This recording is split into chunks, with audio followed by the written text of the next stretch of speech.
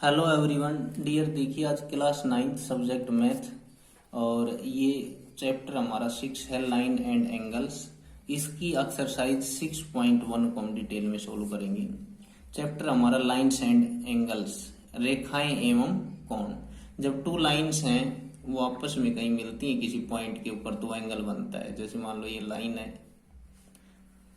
और ये लाइन, ये मान लो इस पॉइंट पे मिलती हैं तो यहाँ पे जो ये एंगल बनाते हैं, ये एंगल बनता है यहाँ पे। इसको हम डिग्री में मेजरमेंट करते हैं। तो इसका फर्स्ट क्वेश्चन देखिए,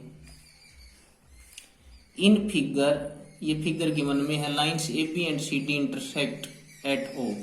ए बी और जो सी डी हैं ये आपको गिवन में दिया गया है, ए बी और सी डी। ये ए बी और ये सी डी, ए बी और सी डी हैं, ये ओ के ऊपर इंटरसेक्ट करती हैं।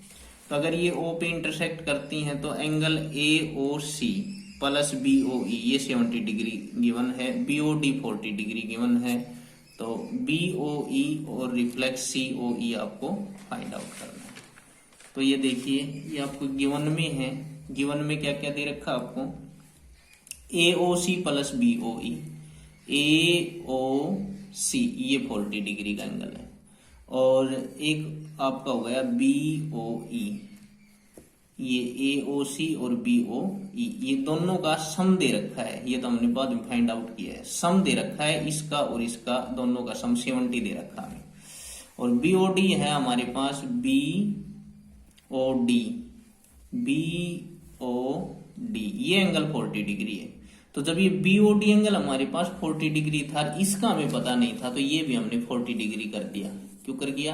क्योंकि देखिए ये वर्टिकली अपोजिट एंगल हो गए, ये और ये वर्टिकली अपोजिट एंगल हो गए। वर्टिकली अपोजिट एंगल इक्वल होती हैं।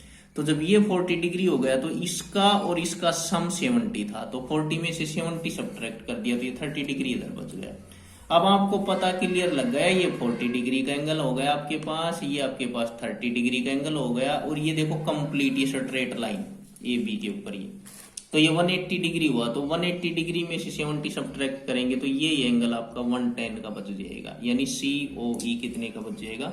110 डिग्री का। और ये नीचे भी देख लो आप, नीचे फिर ये कंप्लीट 180 डिग्री का एंगल होगा। तो ये जब 180 डिग्री का एंगल होगा तो 180 में से 40 सब्ट्रैक्ट हो जाएगा, क्योंकि ये हमारे पास गिवन में था, तो ये फिर 140 का हो जाएगा। तो इस तरह से ये सारे एंगल फाइंड आउट हो गए आपको। अब इसको लिखने का तरीका और ढंग देख लो आप, इसको कैसे आपको सोल्व करना है कि ए ओ सी, बी ओ ई, सी ओ ई, इन तीनों का सम हमने 180 दिखा दिया। यहाँ से इन दोनों की वैल्यू 70 रख दी, तो यहाँ से सी ओ ई सोल्व किया तो हमारे पास 110 डिग्री का है। इस तरह से आ गया। इसके बाद फिर इन तीनों का 180 डिग्री दिखा दिया, C O E O B, B O D, इनकी वैल्यू फिर सी ओ ई की पुट कर दो और बी ओ डी की पुट कर दो। यहाँ से आपके पास एंगल ये आ जाएगा, यानी बी ओ ई 30 डिग्री का आ जाएगा। ठीक है। अब ये कह रहा है नेक्स्ट क्वेश्चन में कि सी ओ ई का रिफ्लेक्स, तो सी ओ ई एंगल का रिफ्लेक्स पूछ रहा है ये।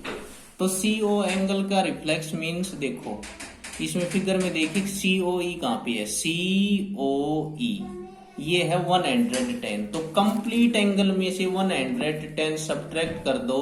कंप्लीट एंगल में से 110 सब्ट्रैक्ट करोगे तो ये आपका 360 में से जब आप सब्ट्रैक्ट करोगे तो ये आपके पास क्या आ जाएगा, 250 डिग्री का एंगल आपका बच जाएगा। जैसे 360 आपके पास है ना, उसमें से 110 यदि आप सब्ट्रैक्ट करोगे तो ये आपके पास 250 डिग्री बच जाएगा। बाकी आप ये तरीके से भी देख सकते हो क्वेश्चन को। नेक्स्ट सेकंड क्वेश्चन देखिए। सेकंड क्वेश्चन है आपके पास, in figure lines X Y and M N intersect at O. ये लाइन है ना एक्स वाई और ये लाइन है एम एन, ये ओ के ऊपर इंटरसेक्ट करती हैं। ध्यान रखिए, इंटरसेक्ट, बाइसेक्ट नहीं, बाइसेक्ट इक्वल करती हैं और इंटरसेक्ट वैसे काटती हैं O. If angle P O Y ये 90 डिग्री है, पी ओ वाई ये 90 डिग्री का एंगल है। और A रेशियो B 2:3 दिया हुआ है, इन दोनों का रेशियो। तो अब ये कॉमन सेंस की बात है कि ये भी फिर आपका 90 होगा, इन दोनों का सम भी। लेकिन इनका रेशियो आपको दिया गया है। तो ये इधर देखिए, यहाँ पे ये झलक देखिए एक बार, जैसे ये आपका हुआ ए और बी, तो इसका सम भी 90 डिग्री होगा और 90 डिग्री का ये ले लिया, लेकिन इनका रेशियो दिया गया है, इनका रेशियो है 2 और 3। तो इसको हम क्या लेट कर लेंगे कि एक एंगल हमारा हो जाएगा 2x और एक हो जाएगा 3x, 2x और 3x। तो 2x plus 3x is equal to 90। अब ये एक एंगल यहाँ पे मान लो ये 2x हो गया, ये 3x, दोनों का सम किया 90 डिग्री, यहाँ से x की वैल्यू आ जाएगी आपके पास 180 डिग्री।